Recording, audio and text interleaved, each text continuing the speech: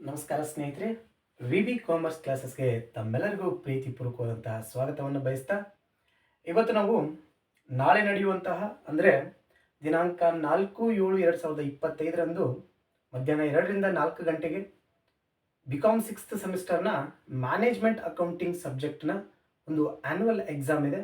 So ಆ annual ಎಕ್ಸಾಮ್ಗೆ ತಯಾರಿಯನ್ನು ಯಾವ ರೀತಿಯಾಗಿ ನಡೆಸ್ಕೊಂಡು ಹೋಗಬೇಕು ಅಂತಂದರೆ, ಮೊದಲನೇದಾಗಿ ನಾವು ಈ ಸಿಲೆಬಸನ್ನು ಕ್ವಿಕ್ ರಿವಿಷನ್ ಆಗಿ ನೋಡೋದಾದರೆ, ಫಸ್ಟು ಈ ಸಿಲೆಬಸ್ಸಲ್ಲಿ ನಮಗೆ 5 ಯೂನಿಟನ್ನು ನೋಡ್ತೀವಿ.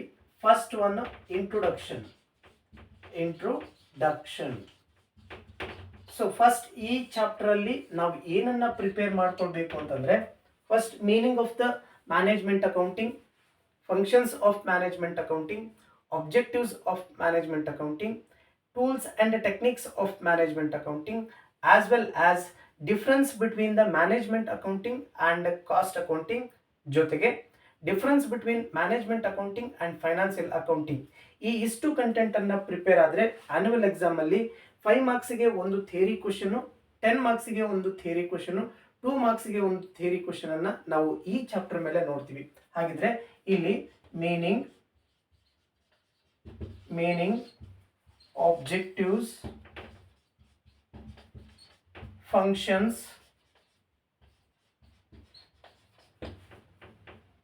tools and techniques, ಜೊತೆಗೆ difference between management accounting and cost accounting. ಈ ಒಂದು ಕಂಟೆಂಟಿಗೆ ನಮಗೆ ಪ್ರಾಬೆಬಲಿ ಕ್ವಶನ್ಸ್ ಅನ್ನ ಕೇಳ್ತಾರೆ. ಸ್ಪೆಷಲಿ ಫಂಕ್ಷನ್ಸ್ ಮತ್ತೆ ಆಬ್ಜೆಕ್ಟಿವ್ಸ್, ಇದರ ಜೊತೆಗೆ ಸಪೋಸ್ ಏನಾದರೂ ಕೇಳಿದ್ರೆ ಅಡ್ವಾಂಟೇಜಸ್ ಅಂಡ್ ಡಿಸ್ಅಡ್ವಾಂಟೇಜಸ್ ಅನ್ನ ಕೇಳ್ತಾರೆ. ಅಡ್ವಾಂಟೇಜಸ್ ಅಂಡ್ ಡಿಸ್ಅಡ್ವಾಂಟೇಜಸ್ ಅನ್ನ ಈ ಚಾಪ್ಟರ್ ಅಲ್ಲಿ ಕೇಳ್ತಾರೆ. ಇದು ಥೆರಾಟಿಕಲ್ ಕಾನ್ಸೆಪ್ಟ್. ಯಾಕೆ ನಾನು ಈ ಎಕ್ಸಾಮ್ ಪ್ರಿಪರೇಷನ್ ಹೇಳ್ತಾ ಇದ್ದೀನಿ ಅಂತಂದ್ರೆ, ಸಾಮಾನ್ಯವಾಗಿ ಲಾಸ್ಟ್ ಮಿನಿಟ್ ಒಳಗಡೆ ಸ್ಟಡಿ ಮಾಡುವಂತಹ ವಿದ್ಯಾರ್ಥಿಗಳು ಕೂಡ ಇರ್ತಾರೆ. ಯಾಕಂತಂದ್ರೆ ಇಂದಿನ ವಿಡಿಯೋದೊಳಗಡೆ ನಾನು datas turn over ratio calculation, fund flow statement calculation, ಮತ್ತೆ ಸ್ಟೇಟ್ಮೆಂಟ್ ಆಫ್ ಅಸೆಟ್ಸ್ ಅಂಡ್ ಲ್ಯಾಬಿಲಿಟೀಸು, ಮತ್ತೆ ಇನ್ಕಮ್ ಸ್ಟೇಟ್ಮೆಂಟ್ ಅಲ್ಲಿ ಬರುವಂತಹ common size comparative statement, trend analyses, ratio analyses ಬಗ್ಗೆ ನಮಗೆ ಒಂದೆರಡು ವಿಡಿಯೋಗಳನ್ನು ಹಾಕಿದ್ದೀನಿ. ಅದನ್ನ ಕೂಡ ನೀವು ಸ್ಟಡಿ ಮಾಡಿದ್ರೆ ಸಾಕು, ನಾಳೆ ನಡೆಯುವಂಥ ಎಕ್ಸಾಮ್ ಅಲ್ಲಿ ಆರಾಮಾಗಿ ಕ್ಲಿಯರ್ ಅನ್ನ ಮಾಡ್ಕೋಬಹುದು. ಹಾಗಿದ್ರೆ ನೆಕ್ಸ್ಟ್ ಸೆಕೆಂಡ್ ಯೂನಿಟ್ ಬರ್ತದೆ ಇಲ್ಲಿ, ಅನಲೈಸೇಷನ್ and interpretation of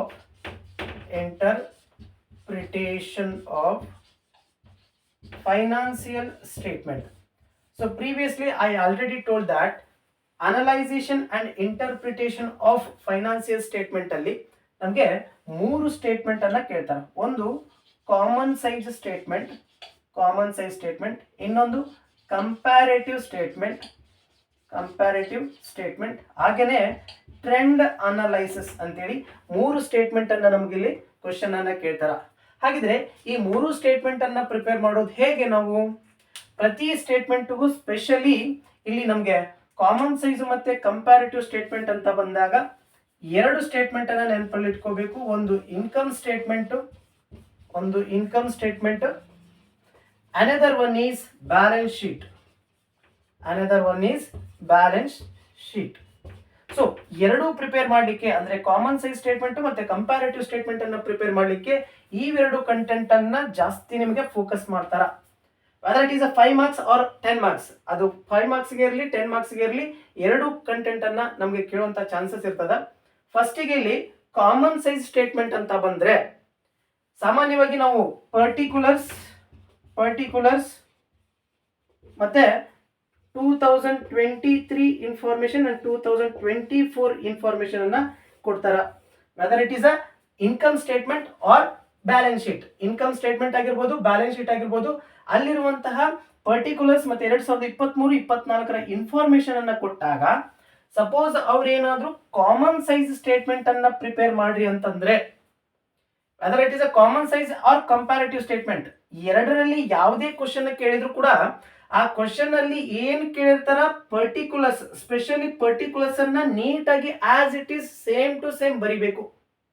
ಅದಾದ್ಮೇಲೆ ಸಪೋಸ್ ಕಾಮನ್ ಸೈಜ್ ಸ್ಟೇಟ್ಮೆಂಟ್ ಅನ್ನ ಕೇಳಿದ್ರೆ we have to calculate the percentage of individual year. The percentage of individual year ಅಂದ್ರೆ 2023 2024 ಇಂಡಿವಿಜುವಲ್ ಆಗಿ ಪರ್ಸೆಂಟೇಜ್ ಅನ್ನ ಕ್ಯಾಲ್ಕುಲೇಷನ್ ಮಾಡಬೇಕು.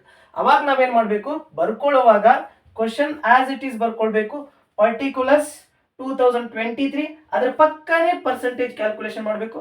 2024 ಅದ್ರ ಪಕ್ಕನೇ ಪರ್ಸೆಂಟೇಜ್ ಅನ್ನ ಕ್ಯಾಲ್ಕುಲೇಷನ್ ಮಾಡಬೇಕು. ಹಾಗಿದ್ರೆ ಈ ಪರ್ಸೆಂಟೇಜ್ ಅನ್ನ ಕಾಮನ್ ಸೈಜ್ ಇದ್ದಾಗ ಹೆಂಗ್ ಕ್ಯಾಲ್ಕುಲೇಷನ್ ಮಾಡಬೇಕು ಅನ್ನೋ ಪ್ರಶ್ನೆಗೆ ಒಂದು ಉತ್ತರ ಏನಂತಂದ್ರೆ, ಸಪೋಸ್ ಇನ್ಕಮ್ ಸ್ಟೇಟ್ಮೆಂಟ್ ಅನ್ನ ಕೇಳಿದ್ರೆ, ಇನ್ಕಮ್ ಸ್ಟೇಟ್ಮೆಂಟ್ ಅಂತಂದ್ರೆ ಅಲ್ಲಿ ಸೇಲ್ಸ್ ಇರ್ತದ, variable expenses, fixed expenses, operating expenses, profit, tax, interest, ಇದೆಲ್ಲ ಕಂಟೆಂಟ್ ಇರ್ತದ. ಅದೇ ಬ್ಯಾಲೆನ್ಸ್ ಶೀಟ್ ಅಂತ ಬಂದಾಗ ಆಟೋಮೆಟಿಕ್ಲಿ ಅಸೆಟ್ಸ್ ಅಂಡ್ ಲಯಬಿಲಿಟೀಸ್ ಇರ್ತದೆ. ಸೊ ಸಪೋಸ್ ಏನಾದರೂ ಇನ್ಕಮ್ ಸ್ಟೇಟ್ಮೆಂಟ್ ಅನ್ನ ಕೊಟ್ರೆ ಪರ್ಸೆಂಟೇಜ್ ಅನ್ನ ಕ್ಯಾಲ್ಕುಲೇಷನ್ ಮಾಡೋದು ಬಹಳ ಈಸಿ. ಸಪೋಸ್ ಇಲ್ಲಿ ಸೇಲ್ಸ್ ಕೊಡ್ತಾರ, ಎಕ್ಸ್ಪೆನ್ಸಸ್ ಕೊಡ್ತಾರ, ಪ್ರಾಫಿಟ್ ಕೊಡ್ತಾರ, ಜಿ ಪಿ ಗ್ರಾಸ್ ಪ್ರಾಫಿಟ್, ಇದರಲ್ಲಿ ಟ್ಯಾಕ್ಸ್ ಲೆಸ್ ಮಾಡಿ ನೆಟ್ ಪ್ರಾಫಿಟ್ ಅನ್ನ ಕ್ಯಾಲ್ಕುಲೇಷನ್ ಮಾಡ್ಲಿಕ್ಕೆ ಇದೊಂದು ನಾರ್ಮಲ್ ಕೊಟ್ಟಿರ್ತಾರೆ. ಹಾಗಿದ್ರೆ ಪ್ರತಿ ಕಂಟೆಂಟ್ ಅನ್ನು ಕೂಡ ನಾವು ಪರ್ಸೆಂಟೇಜ್ ಕ್ಯಾಲ್ಕುಲೇಷನ್ ಮಾಡುವಾಗ ಬೇಸ್ ಅಲ್ಲಿ ಸೇಲ್ಸ್ ಅನ್ನ ತಗೋಬೇಕು. ಸೇಲ್ಸ್ ಅಮೌಂಟ್ ಎಷ್ಟು ಇರ್ತದ 2023 ಅಂತ ಬಂದಾಗ sales divided by sales into 100 ಮಾಡಿದ್ರೆ ಪರ್ಸೆಂಟೇಜ್ ಸಿಗ್ತದ. Expenses divided by sales into 100 ಮಾಡಿದ್ರೆ ಪರ್ಸೆಂಟೇಜ್ ಸಿಗ್ತದ. ಯಾವುದೇ ಇನ್ಫಾರ್ಮೇಶನ್ ಕೊಟ್ಟರು ಕೂಡ ಆ ಇನ್ಫಾರ್ಮೇಶನ್ ಬೇಸ್ ಅಲ್ಲಿ ಅಂದ್ರೆ ಡಿವೈಡೆಡ್ ಬೈ ಸೈನ್ ನಲ್ಲಿ ಸೇಲ್ಸ್ ಅಂತ ಹಾಕಬೇಕು. ಇದಕ್ಕೊಂದು ಫಾರ್ಮುಲಾ ಅದ, ಏನಂದ್ರೆ each item divided by sales into 100. Each item divided by sales into 100 ಅಂತೇಳಿ ಇರ್ತದ. ಪ್ರತಿ ಕಂಟೆಂಟ್ಗೂ ಕೂಡ ಸೇಮ್ ಆಗ್ತದ. 2023 2024 ಕೂಡ ಸೇಮ್ ಅದೇ ರೀತಿ ಇದೇ ಫಾರ್ಮುಲಾ ಅಪ್ಲೈ ಆಗ್ತದ ಕ್ಯಾಲ್ಕುಲೇಷನ್ ಮಾಡುವಂತಹ ಮೆಥಡ್. ಸಪೋಸ್ ಏನಾದ್ರೂ ಬ್ಯಾಲೆನ್ಸ್ ಶೀಟ್ ಕೇಳಿದ್ರೆ ಇಲ್ಲಿ ಫಾರ್ಮುಲಾ ಚೇಂಜ್ ಆಗ್ತದ. ಅಂದ್ರೆ ಇಲ್ಲಿ ಲಯಬಿಲಿಟಿ ಅಂಡ್ ಅಸೆಟ್ಸ್ ಇರ್ತದ, ಲಯಬಿಲಿಟೀಸ್ ಅಂಡ್ ಅಸೆಟ್ಸ್. ಹಾಗೇನಾದ್ರೆ ಪರ್ಸೆಂಟೇಜ್ ನ ಹೆಂಗ್ ಕ್ಯಾಲ್ಕುಲೇಷನ್ ಮಾಡಬೇಕು, ಪರ್ಸೆಂಟೇಜ್ ಕ್ಯಾಲ್ಕುಲೇಷನ್ ಮಾಡುವಾಗ ಲಯಬಿಲಿಟಿ ಅಂತ ಮ್ಯಾಟರ್ ಬಂದ್ರೆ each liability divided by total liability, each liability divided by total liability into 100 ಮಾಡಿದ್ರೆ ಪರ್ಸೆಂಟೇಜ್ ಸಿಗ್ತದ. Same as it is each asset divided by total asset ಮಾಡಿದ್ರೆ ನಮಗೆ ಇಂಟು 100 ಮಾಡಿದಾಗ ಪರ್ಸೆಂಟೇಜ್ ಕ್ಯಾಲ್ಕುಲೇಷನ್ ಮಾಡ್ದಂಗೆ ಆಗ್ತದ. ಇದು ಯಾವಾಗ ಅಂತಂದ್ರೆ ಕಾಮನ್ ಸೈಜ್ ಸ್ಟೇಟ್ಮೆಂಟ್ ಕೇಳಿದಾಗ ಈ ರೀತಿ ಒಂದು ಪ್ರಿಪರೇಷನ್ ಅನ್ನ ಮಾಡಬೇಕು. ಸಪೋಸ್ ಅದನ್ನೇ ಏನಾದ್ರೂ ಕಂಪ್ಯಾರಿಟಿವ್ ಸ್ಟೇಟ್ಮೆಂಟ್ ಅನ್ನ ಕೇಳಿದ್ರೆ ಇಲ್ಲಿನೂ ಕೂಡ ಅದೇ 4 ಕಾಲಮ್ಸ್ ಬರ್ತದ. ಏನಂತಂದ್ರೆ ಪರ್ಟಿಕ್ಯುಲರ್ಸ್ 2023 2024 ಬರ್ಕೋಬೇಕು.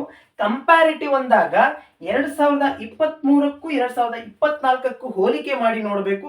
ಹೋಲಿಕೆ ಮಾಡಿದಾಗ whether it is a increase or decrease, ಹೆಚ್ಚಿಗೆನೂ ಆಗ್ಬೋದು ಅಥವಾ ಕಡಿಮೆನೂ ಆಗ್ಬೋದು. ಸಪೋಸ್ ಇನ್ಕ್ರೀಸ್ ಆದ್ರೆ ಪಾಸಿಟಿವ್ ಅಲ್ಲಿ ತೋರಿಸಬೇಕು, ಡಿಕ್ರೀಸ್ ಆದ್ರೆ ಕಂಪಲ್ಸರಿ ಮೈನಸ್ ಅನ್ನ ಮೆನ್ಷನ್ ಮಾಡಬೇಕು. ಅದನ್ನ ನಾವು ಅಬ್ಸಲ್ಯೂಟ್ ಚೇಂಜಸ್ ಅಂತ ಕರಿತೀವಿ. Increase or decrease in amount ಅಂತ ಬರಿಬೇಕು.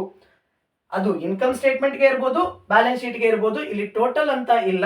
ಇಲ್ಲಿ ಒಂದು ಫಾರ್ಮುಲಾ ಅದ, ಏನಂತಂದ್ರೆ absolute changes divided by base year into 100 ಮಾಡಿದ್ರೆ ಪರ್ಸೆಂಟೇಜ್ ಸಿಗ್ತದೆ. ಹಾಗಿದ್ರೆ ಬೇಸ್ ಇಯರ್ 2023 ಅಂತ ಹೇಳಿರ್ತದ. ಪರ್ಸೆಂಟೇಜ್ ಕ್ಯಾಲ್ಕುಲೇಷನ್ ಮಾಡುವಾಗ ಎಷ್ಟು ಅಮೌಂಟ್ ಇನ್ಕ್ರೀಸ್ ಆಗೈತಿ ಅಥವಾ ಡಿಕ್ರೀಸ್ ಆಗೈತಿ ಅನ್ನೋದನ್ನ ಅಬ್ಸರ್ವ್ ಮಾಡಬೇಕು. ಅಬ್ಸರ್ವ್ ಮಾಡಿ ಡಿವೈಡೆಡ್ ಬೈ 2023 ಇನ್ಫಾರ್ಮೇಶನ್ ಅನ್ನ ಹಾಕಿ ಮಲ್ಟಿಪ್ಲೈ 100 ಮಾಡಿದ್ರೆ ನಮಗೆ ಪರ್ಸೆಂಟೇಜ್ ಸಿಗ್ತದ. ಕಾಮನ್ ಆಗಿ ಇನ್ಕಮ್ ಸ್ಟೇಟ್ಮೆಂಟ್ ಆಗಿರ್ಬೋದು, ಬ್ಯಾಲೆನ್ಸ್ ಶೀಟ್ ಆಗಿರ್ಬೋದು, ಒನ್ ಥಿಂಗ್ ವಿಚಾರ ಮಾಡ್ಬೇಕು ನೀವು. ಪ್ರೀವಿಯಸ್ 2024 ಅಲ್ಲಿ either it is a income statement or balance sheet 5 ಮಾರ್ಕ್ಸಿಗೆ ಇನ್ಕಮ್ ಸ್ಟೇಟ್ಮೆಂಟ್ ಅನ್ನ ಕೇಳಿದಾರ, 10 ಮಾರ್ಕ್ಸಿಗೆ ಬ್ಯಾಲೆನ್ಸ್ ಶೀಟ್ ಅನ್ನ ಕೇಳಿದಾರ, ಕಂಪ್ಯಾರಿಟಿವ್ ಸ್ಟೇಟ್ಮೆಂಟ್ ಅನ್ನ ಕೇಳಿದಾರ. ಪ್ರೊಬೆಬಲಿ ಈ ಸರಿ ನಮಗೆ ಕಾಮನ್ ಸೈಜ್ ಸ್ಟೇಟ್ಮೆಂಟ್ ಅನ್ನ ಕೇಳ್ತಾರ, ಚಾನ್ಸಸ್ ಇರ್ತದ.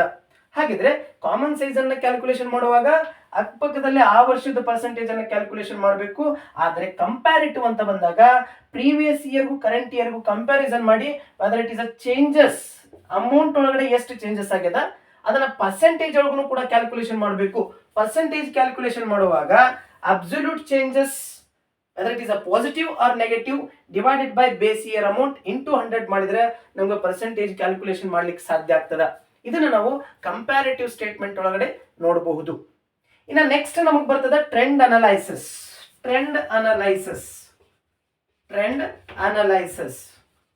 ಈ ಟ್ರೆಂಡ್ ಅನಲೈಸಿಸ್ ಅನ್ನ ಕ್ಯಾಲ್ಕುಲೇಷನ್ ಮಾಡೋದು ಬಹಳ ಈಸಿ.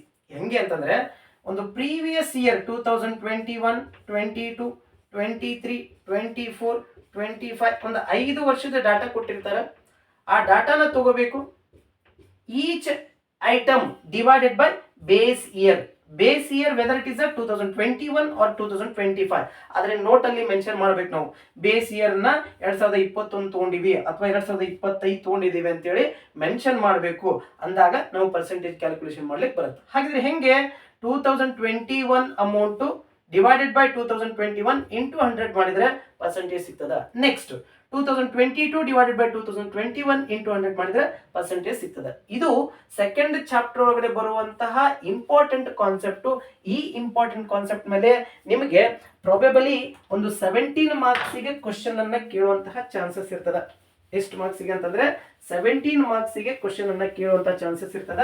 ಸೊ ಇದರ ಮೇಲೆ ನೀವು ಫೋಕಸ್ ಅನ್ನ ಮಾಡಿದ್ರೆ ಕ್ಲಿಯರ್ ಆಗಿ ನೀವು ಕ್ವಶನ್ಸ್ ಅನ್ನ ಸಾಲ್ವ್ ಮಾಡಲಿಕ್ಕೆ ಸಾಧ್ಯ ಆಗ್ತದ. ನೆಕ್ಸ್ಟ್ ಇಲ್ಲಿ ನಿಮ್ಗೆ ಥರ್ಡ್ ಯೂನಿಟ್ ಬರ್ತದ. ಯಾವ್ದಪ್ಪ ಥರ್ಡ್ ಯೂನಿಟ್ ಅಂತಂದ್ರೆ fund flow statement. Third unit ಯಾವ್ದಂತಂದ್ರೆ fund flow statement. Fund flow statement. Fund flow statement. I already told that fund flow means net working capital or else net assets. Fund flow fund ಅಂತಂದ್ರೇನೆ net working capital. ಹಾಗಾದ್ರೆ ಈ working capital ಹೆಂಗ್ ಬರ್ತದ? Working capital is equals to current assets minus current liabilities. Current assets ಅಲ್ಲಿ current liabilities ಅನ್ನ deduct ಮಾಡಿದ್ರೆ ನಮಗೆ working capital ಸಿಗ್ತದ. ಹಾಗಾದ್ರೆ ಇದನ್ನ ಹೆಂಗ್ ಕ್ಯಾಲ್ಕುಲೇಷನ್ ಮಾಡ್ಬೇಕು ನಾವು? ಹೆಂಗ್ ಕ್ಯಾಲ್ಕುಲೇಷನ್ ಮಾಡಬೇಕು ಅಂತ ಬಂದಾಗ ಈ ಒಂದು ಫಂಡ್ ಫ್ಲೋ ಸ್ಟೇಟ್ಮೆಂಟ್ ಅನ್ನ ಪ್ರಿಪೇರ್ ಮಾಡ್ಬೇಕಂದ್ರೆ we have to pass 3 statements. First one is schedule changes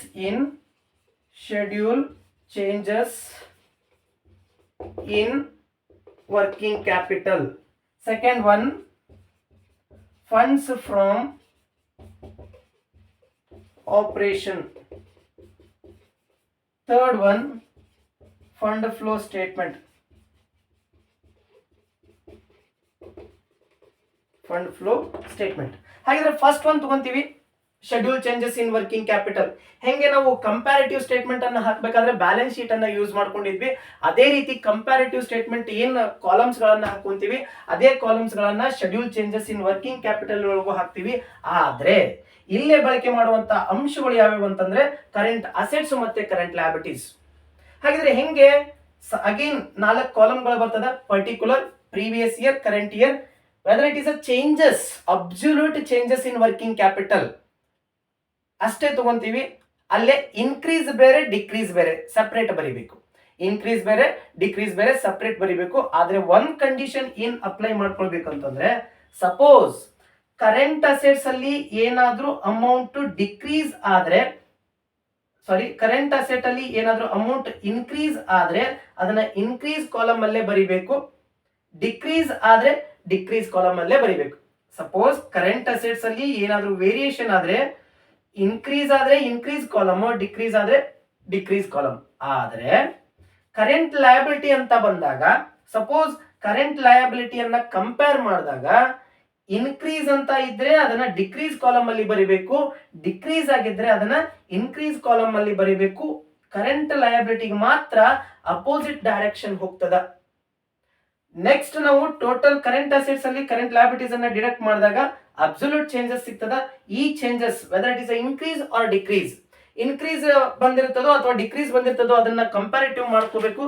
ನೋಡ್ಕೊಂಡು ಸಪೋಸ್ ಅದೇನಾದ್ರೂ ಡಿಕ್ರೀಸ್ ಬಂದಿದ್ರೆ ಫಂಡ್ ಫ್ಲೋ ಸ್ಟೇಟ್ಮೆಂಟಿಗೆ ಸೋರ್ಸಸ್ ಸೈಡ್ ಕಳಿಸ್ಬೇಕು, ಇನ್ಕ್ರೀಸ್ ಬಂದ್ರೆ ಯೂಸರ್ಸ್ ಸೈಡ್ ಅಂತನ್ನ ಕಳಿಸ್ಬೇಕಾಗ್ತದ. ಇದು ಫಸ್ಟ್ ಸ್ಟೆಪ್.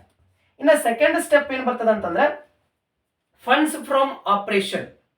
ಈ ಫಂಡ್ಸ್ ಫ್ರಮ್ ಆಪರೇಷನ್ಗೂ ಮತ್ತು cash flow statement cash from ಆಪರೇಷನ್ಸ್ಗೂ ಸ್ವಲ್ಪ ಸಿಮಿಲಾರಿಟಿ ಬರ್ತದೆ, ಕೆಲವೊಂದಿಷ್ಟು ಐಟಮ್ ಮಾತ್ರ. ಏನ್ ಫಂಡ್ಸ್ ಫ್ರಮ್ ಆಪರೇಷನ್ ಅಲ್ಲಿ ಅಂದ್ರೆ ಸಪೋಸ್ 2 ವರ್ಷದ ಇನ್ಫಾರ್ಮೇಶನ್ ಏನಾದರೂ ಕೊಟ್ಟಿದ್ರೆ, ಅಂದ್ರೆ ಪ್ರೀವಿಯಸ್ ಇಯರ್ ಮತ್ತೆ ಕರೆಂಟ್ ಇಯರ್ ಇನ್ಫಾರ್ಮೇಶನ್ ಕೊಟ್ರೆ ಅಲ್ಲಿ ಫಸ್ಟಿಗೆ ನಾವು net profit as per the P and L account closing balance ಅನ್ನ ತಗೋಬೇಕು. ಆ ಕ್ಲೋಸಿಂಗ್ ಬ್ಯಾಲೆನ್ಸ್ಗೆ ಏನನ್ನ ಆಡ್ ಮಾಡ್ಬೇಕಂತಂದ್ರೆ ನಾನ್ ಆಪರೇಟಿಂಗ್ ಐಟಮ್ಸ್ ಅನ್ನ ಆಡ್ ಮಾಡಬೇಕು. ನಾನ್ operating items like depreciation return of, patent return of, income tax paid, dividend paid, depreciation, suppose any loss arises from the sale of fixed asset, ಈ ರೀತಿ items ಇದ್ರೆ ಅದನ್ನ ನಾವು add ಮಾಡಬೇಕು. Suppose incomes ಇದ್ರೆ ಅಂದ್ರೆ non operating incomes like profit on sale of fixed asset, income tax received, dividend received, ಇದನ್ನೆಲ್ಲಾನು ಕೂಡ ಪ್ರೀಮಿಯಂ ಇದ್ರೆ ಅದನ್ನ ನಾವು ಲೆಸ್ ಮಾಡಬೇಕು. ಬಂದಂತಹ ವ್ಯಾಲ್ಯೂವನ್ನ ಫಂಡ್ಸ್ ಫ್ರಮ್ ಆಪರೇಷನ್ ಅಂತ ಕರಿತೀವಿ. ಈ ಫಂಡ್ಸ್ ಫ್ರಮ್ ಆಪರೇಷನ್ ಅನ್ನ ಸೋರ್ಸಸ್ ಸೈಡ್ ನಾವು ತಗೊಳ್ತೀವಿ. ಯಾವಾಗಿದು 2 ಇಯರ್ಸ್ ಇನ್ಫಾರ್ಮೇಶನ್ ಕೊಟ್ರೆ. ಸಪೋಸ್ ಒಂದೇ ವರ್ಷದ ಇನ್ಫಾರ್ಮೇಶನ್ ಕೊಟ್ರೆ ಅಲ್ಲಿ ನೆಟ್ ಪ್ರಾಫಿಟ್ ಅನ್ನ ತಗೋಬೇಕು. As usual same net profit ಗೆ ನಾನ್ ಆಪರೇಟಿಂಗ್ ಎಕ್ಸ್ಪೆನ್ಸಸ್ ಅನ್ನ ಆಡ್ ಮಾಡಬೇಕು. ನೆಕ್ಸ್ಟ್ ನಾನ್ ಆಪರೇಟಿಂಗ್ ಇನ್ಕಮ್ಸ್ ಅನ್ನ ಲೆಸ್ ಮಾಡಬೇಕು. ಇದಾದ್ಮೇಲೆ ನೆಕ್ಸ್ಟ್ ಏನ್ ಬರ್ತದೆ ಅಂತಂದ್ರೆ ಫಂಡ್ ಫ್ರಮ್ ಆಪರೇಷನ್ ಬರ್ತದ, ಫಂಡ್ ಫ್ಲೋ ಸ್ಟೇಟ್ಮೆಂಟ್ ಬರ್ತದ. ಈ ಫಂಡ್ ಫ್ಲೋ ಸ್ಟೇಟ್ಮೆಂಟ್ ಅಲ್ಲಿ ಯೂಸಸ್ ಅಂಡ್ ಸೋರ್ಸಸ್ ಬರ್ತದ. ಸೋರ್ಸಸ್ ಅಂತಂದ್ರೆ ನಮಗೆ ಬಂದಂತಹ ಇನ್ಕಮ್ಸ್ ಗಳನ್ನ ನಾವು ಸೋರ್ಸಸ್ ಅಂತ ಕರಿತೀವಿ. ನಾವು ಏನ್ ಖರ್ಚು ಮಾಡ್ತೀವಿ ಆ ಖರ್ಚನ್ನ ಎಕ್ಸ್ಪೆನ್ಸಸ್ ಅಂತ ಕರಿತೀವಿ. ಹಾಗಾದ್ರೆ ಈ ಸೋರ್ಸಸ್ ಅನ್ನ ಎಕ್ಸ್ಪೆನ್ಸಸ್ ಅನ್ನ ಹೆಂಗ್ ನಾವು ಅಲೋಕೇಶನ್ ಮಾಡ್ತೀವಿ ಅಂತಂದ್ರೆ ಫಸ್ಟಿಗೆ ಶೇರ್ ಕ್ಯಾಪಿಟಲ್ ಅನ್ನ ತಗೋಬೇಕು. ಸಪೋಸ್ ಈ ಶೇರ್ ಕ್ಯಾಪಿಟಲ್ ಅಲ್ಲಿ ಏನಾದ್ರೂ ಇಶ್ಯೂ ಆಗಿದ್ರೆ ಅಂದ್ರೆ ಪ್ರೀವಿಯಸ್ ಇಯರ್ ಮತ್ತೆ ಕರೆಂಟ್ ಇಯರ್ ಕಂಪ್ಯಾರಿಸನ್ ಮಾಡಿದಾಗ ಅಮೌಂಟ್ ಏನಾದ್ರೂ ಕರೆಂಟ್ ಇಯರ್ದು ಇನ್ಕ್ರೀಸ್ ಆಗಿದ್ರೆ ಅದನ್ನ ನಾವು ಇಶ್ಯೂ ಅಂತ ಕರಿತೀವಿ. ಅದನ್ನ ಸೋರ್ಸಸ್ ಸೈಡ್ ತಗೋಬೇಕು. ಸಪೋಸ್ ಅದೇ ಅಮೌಂಟ್ ಕಡಿಮೆ ಆಗಿದ್ರೆ ಅದನ್ನ ರಿಡಂಪ್ಷನ್ ಅಂತ ಕರಿತೀವಿ. ಅದನ್ನ ಯೂಸಸ್ ಸೈಡ್ ತಗೋಬೇಕು. ಶೇರ್ ಕ್ಯಾಪಿಟಲ್ಗೂ ಒಂದೇ ಬರ್ತದ, ಡಿಬೆಂಚರ್ಸ್ಗೂ ಕೂಡ ಒಂದೇ ಬರ್ತದ. ಇನ್ನು ನೆಕ್ಸ್ಟ್ ಸಪೋಸ್ ಏನಾದ್ರೂ ಫಿಕ್ಸ್ಡ್ ಅಸೆಟ್ ಅನ್ನ ಸೇಲ್ ಮಾಡಿದಾಗ ಫಿಕ್ಸ್ಡ್ ಅಸೆಟ್ ಏನಾದ್ರೂ ಸೇಲ್ ಆದ್ರೆ ಅದು ಸೋರ್ಸಸ್ ಸೈಡ್ ಬರ್ತದ, ಪರ್ಚೇಸ್ ಆದ್ರೆ ಅದು ಯೂಸಸ್ ಸೈಡ್ ಬರ್ತದ. Funds from operation sources side ಬರ್ತದ. Decrease in working capital sources side ಬರ್ತದ, increase in working capital uses side ಬರ್ತದ. ಇದನ್ನ ನಾವು ಮ್ಯಾಚ್ ಅಪ್ ಮಾಡಿಕೊಂಡು ಫಂಡ್ ಫ್ಲೋ ಸ್ಟೇಟ್ಮೆಂಟ್ ಅನ್ನ ಈಕ್ವಲ್ ಮಾಡಬೇಕು. ಅದು ಈಕ್ವಲ್ ಬಂದ್ರೆ ಮಾತ್ರ ನಮಗೆ ಕ್ಯಾಲ್ಕುಲೇಷನ್ಸ್ ಕರೆಕ್ಟ್ ಐತಿ ಅಂತ ಅರ್ಥ. ಇಲ್ಲ ಅಂತಂದ್ರೆ ನಾವೆಲ್ಲೋ ರಾಂಗ್ ಮಾಡಿದೀವಿ ಅಂತ ಅರ್ಥ. ಆದ್ರೆ ಇಲ್ಲಿ ಕಂಪಲ್ಸರಿ ಅಡ್ಜಸ್ಟ್ಮೆಂಟ್ ಅನ್ನ ತಗೋಬೇಕು. ಆ ಅಡ್ಜಸ್ಟ್ಮೆಂಟ್ ಅನ್ನ 2 ಫೋಲ್ಡ್ ಎಫೆಕ್ಟ್ ಆಗಿ ಕೊಡಬೇಕು. ಪ್ರತಿ ಅಡ್ಜಸ್ಟ್ಮೆಂಟ್ ಕೂಡ 2 ಫೋಲ್ಡ್ ಎಫೆಕ್ಟ್ ಕೊಟ್ಟು ಅದನ್ನ ನಾವು ಫರ್ದರ್ ಕ್ಯಾಲ್ಕುಲೇಷನ್ಸ್ ಅನ್ನ ಮಾಡ್ತಾ ಹೋಗ್ಬೇಕು. ಇದು ಫಂಡ್ ಫ್ಲೋ ಸ್ಟೇಟ್ಮೆಂಟ್ ಒಳಗಡೆ ಇರುವಂತಹ ಇನ್ಫಾರ್ಮೇಶನ್. ಇನ್ನು ನೆಕ್ಸ್ಟ್ ನಮಗೆ ಇಂಪಾರ್ಟೆಂಟ್ ಟಾಪಿಕ್ ಯಾವುದು ಅಂತಂದ್ರೆ ಕ್ಯಾಶ್ ಫ್ಲೋ ಸ್ಟೇಟ್ಮೆಂಟ್ ಅನ್ನ ನೀವು ಆಪ್ಷನ್ ಆಗಿ ಇಟ್ಕೊಂಡ್ರು ಕೂಡ ನೆಕ್ಸ್ಟ್ 5th ಯೂನಿಟ್ ಬರ್ತದ. That 5th unit is ratio analysis.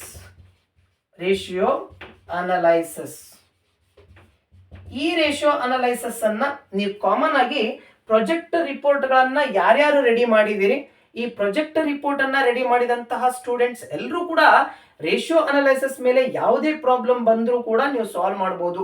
ಯಾಕಂತಂದ್ರೆ ಇದನ್ನ ನೀವು PUC ಒಳಗೂ ಕೂಡ ಕಲ್ತಿದ್ದೀರಿ. ಅದರ ಜೊತೆಗೆ ಸಮ್ ಟೈಮ್ಸ್ FM ಸಬ್ಜೆಕ್ಟ್ ಒಳಗೂ ಕೂಡ ಕೆಲವೊಂದಿಷ್ಟು ಕಂಟೆಂಟ್ ಅನ್ನ ಕಲ್ತಿದ್ದೀರಿ. ಹಾಗಾಗಿ ಇದು ಈಸಿ ಆಗ್ತದ. ಸಾಮಾನ್ಯವಾಗಿ ಇಲ್ಲಿ ಏನ್ ಮಾಡ್ತಾರೆ ಅಂತಂದ್ರೆ ಕರೆಂಟ್ ರೇಷಿಯೋ ಆಗಿರ್ಬೋದು, ಪ್ರಾಫಿಟಬಿಲಿಟಿ ರೇಷಿಯೋ ಆಗಿರ್ಬೋದು, ಸಮ್ ಸೋರ್ಸಸ್ ಅನ್ನ ಕೇಳ್ತಾರ. ಅದರಲ್ಲೂ ಸ್ಪೆಷಲಿ ನಾನು 2 ವಿಡಿಯೋಸ್ ಅನ್ನ ಮಾಡಿದ್ದೀನಿ. ಒಂದು ಕೇಸ್ ಸ್ಟಡಿಗೆ ಯಾವ ರೀತಿ ಕ್ವಶನ್ ಅನ್ನ ಕೇಳ್ತಾರ, ಜೊತೆಗೆ ಡೇಟಾಸ್ ಟರ್ನ್ ಓವರ್ ರೇಷಿಯೋ ಅನ್ನ ಯಾವ ರೀತಿ ಕೇಳ್ತಾರ ಅನ್ನೋದನ್ನ ಆ ವಿಡಿಯೋಗಳನ್ನ ನೋಡ್ಬೇಕು.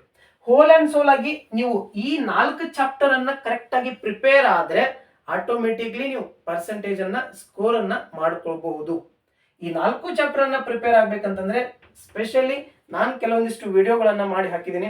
ಆ ವಿಡಿಯೋದೊಳಗಡೆ ಇರುವಂತಹ ಸಮ್ ಕಂಟೆಂಟ್ಸ್ ಅನ್ನ ನೋಡ್ಕೊಂಡ್ರೆ ನಿಮಗೆ ಬೇಸ್ ಸಿಗ್ತದ. ಸೊ ಇದಿಷ್ಟು ಈ ಒಂದು ಮ್ಯಾನೇಜ್ಮೆಂಟ್ ಅಕೌಂಟ್ ಒಳಗಡೆ ಇರುವಂತಹ ಒಂದು ಕ್ವಿಕ್ ರಿವಿಷನ್. ಈ ರಿವಿಷನ್ ಕ್ಲಾಸ್ ಅನ್ನ ನೀವು ಕೇಳ್ಬಿಟ್ಟು ಪ್ರಾಕ್ಟೀಸ್ ಮಾಡಿದ್ರೆ ನಾಳೆ ಮಧ್ಯಾಹ್ನವರೆಗೂ ನೀವು ಆರಾಮ್ಸೆ ಎಕ್ಸಾಮ್ಸ್ಗೆ ಪ್ರಿಪೇರ್ ಆಗ್ಬೋದು. ಸೊ ಎಲ್ರಿಗೂ ಕೂಡ ಈ ಮ್ಯಾನೇಜ್ಮೆಂಟ್ ಅಕೌಂಟ್ ಸಬ್ಜೆಕ್ಟ್ನ ಎಕ್ಸಾಮ್ ಬರೆಯುವಂಥ ಎಲ್ಲ ವಿದ್ಯಾರ್ಥಿಗಳಿಗೆ ಆಲ್ ದ ಬೆಸ್ಟ್ ಅನ್ನ ಹೇಳ್ತಾ ತಮ್ಮೆಲ್ಲರೂ ಕೂಡ ಶುಭವಾಗಲಿ. ಧನ್ಯವಾದಗಳು.